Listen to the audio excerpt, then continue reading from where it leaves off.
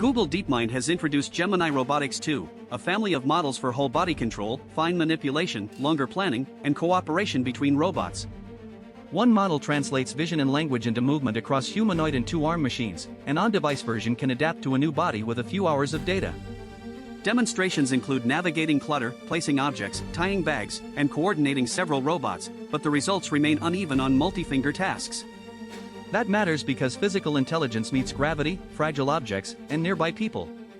Robotics progress should be measured not only by task variety, but by predictable stopping, honest uncertainty, human override, and safe behavior when the room differs from the demonstration. Microsoft has opened a public preview of Project Perception, an agentic security system designed to defend organizations at machine speed. Red team agents search for paths to compromise, blue team agents judge risk, and green team agents strengthen defenses. Microsoft describes a multi-model design that balances quality, reliability, latency, and cost while keeping people in control. Yet continuous action enlarges the cost of a wrong decision. An agent that blocks the wrong service can become its own incident. Good defensive automation needs limited authority, visible evidence, reversible actions, and escalation paths. Human control must mean more than approving whatever the machine recommends fastest, especially when confidence and stakes are both high. OpenAI has studied how people use artificial intelligence across traditional job boundaries. Among more than 800,000 messages from United States users, 16.8% of work-related messages and 43.5% of occupation-specific messages involved tasks associated with another occupation. That is a useful signal, not a complete map of work. Task crossover can give people reach where specialist help is scarce. It can also transfer responsibility without transferring training, time, authority, or pay. The humane question is not whether one worker can attempt 5 roles. It is whether people gain agency, receive support when judgment fails, and share fairly in the value their expanded work creates. Google DeepMind and Isomorphic Labs have outlined a bioresilience program using artificial intelligence to prevent misuse, detect outbreaks, and accelerate medical response. They report more than 15 partnerships with governments, researchers, and biosecurity organizations. Their plans include pathogen sequence analysis, vaccine and treatment design, and provenance methods for artificially generated biological sequences. The same capability can strengthen public health or lower barriers to harm.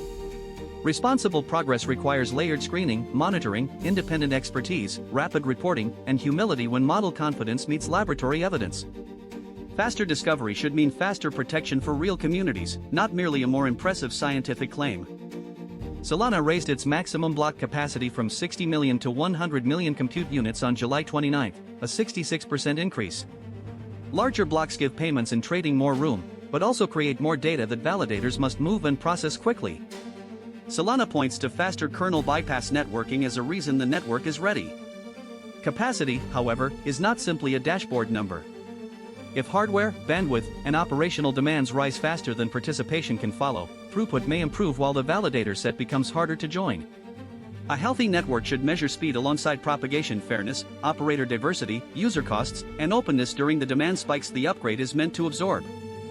The Ethereum Foundation's protocol security team has described using coordinated artificial intelligence agents to audit critical software. The agents found real flaws, including a remotely triggered failure in a peer-to-peer component that was fixed and disclosed. Much of the work involved separating reproducible vulnerabilities from duplicates, impossible call paths, exaggerated severity, and confident-looking noise. Every surviving claim required independent review and evidence against the real code. 1,000 warnings can weaken defense if they consume attention without improving decisions. Agents expanded the search surface, people still judged what was real and how disclosure should proceed. Security improves when automation raises the quality of evidence, not merely the volume of suspicion. Circle has acquired more than 680 blockchain patent families from IBM, covering nearly 1,000 issued patents in financial services, enterprise infrastructure, supply chains, and secure cloud operations. Circle says they support its stablecoin and payments products. Intellectual property can preserve investment, but it also shapes who may build, license, challenge, or combine foundational ideas. That tension matters in a field that presents openness as a core value. A public blockchain can remain technically open while surrounding services become enclosed by patents, custody, and concentrated power. The central question is whether Circle uses the portfolio defensively, collaboratively, or as leverage. Innovation should preserve meaningful room for developers and users to participate. The Bank of England is seeking feedback on draft rules for systemic sterling stablecoins. Its proposal allows up to 70% of backing assets in short-term British government debt, with the remainder held as central bank deposits for prompt redemption. Each systemic coin would initially face a £40 billion issuance guardrail. Stablecoins promise faster, programmable payments, but they become public infrastructure when households and businesses rely on them. At that point, redemption, governance, continuity, and access to safe assets matter more than technical elegance. Regulation should leave room for useful competition without pretending every failure can be repaired after the fact. A United States-backed Board of Peace envoy has met Israeli Prime Minister Benjamin Netanyahu about an agreement for Hamas to decommission weapons and move Gaza toward civilian governance. The envoy also pressed for Israeli strikes to stop. Israel raised security concerns. 17 people were reported killed over the weekend before Monday passed without recorded airstrikes. A document can open a door, but implementation decides whether civilians experience change. Disarmament needs verification, sequencing, credible security, and a political future that does not leave people between armed control and renewed attack. The decisive measure is whether families can sleep, hospitals function, aid moves, and every side keeps its promises when restraint becomes difficult. Tens of thousands of people crossed from Morocco into the Spanish territory of Ceuta, overwhelming streets, shelters, and border services. Ceuta's president estimated about 60,000 arrivals. Spanish authorities said most returned voluntarily within a day, but at least 57 people died through drowning and a deadly stampede. Many were young Moroccans hoping for work. Governments must manage borders, public safety, and smuggling networks, but they also face people making desperate calculations with incomplete information. When success means only removing a crowd quickly, deaths become an accounting detail. A humane response needs accurate communication, rescue capacity, protected children, lawful procedures, and cooperation that reduces the pressure behind dangerous crossings.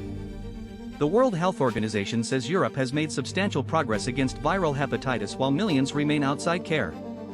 Hepatitis B prevalence among children under 5 is below the elimination threshold.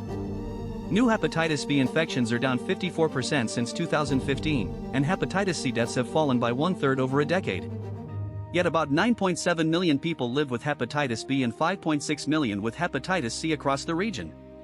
Only 23% of people with hepatitis B are diagnosed, and 4.2% receive treatment. Effective medicine is not the same as effective delivery.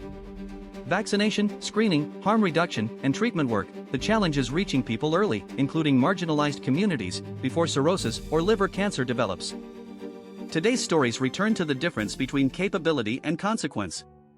A robot can coordinate its body, a security system can act continuously, a blockchain can fit more work into every block. None of those facts tells us whether the result is good. The answer appears at the edge, where someone accepts a new responsibility, crosses a dangerous border, waits for medicine, or tries to survive a ceasefire. Capability measures what a system can do. Consequence measures what it does to someone with little control over it. Progress needs a human measure, safety that can be felt, access that can be used, responsibility that can be located, and a remedy that remains after the demonstration ends. That idea applies to me.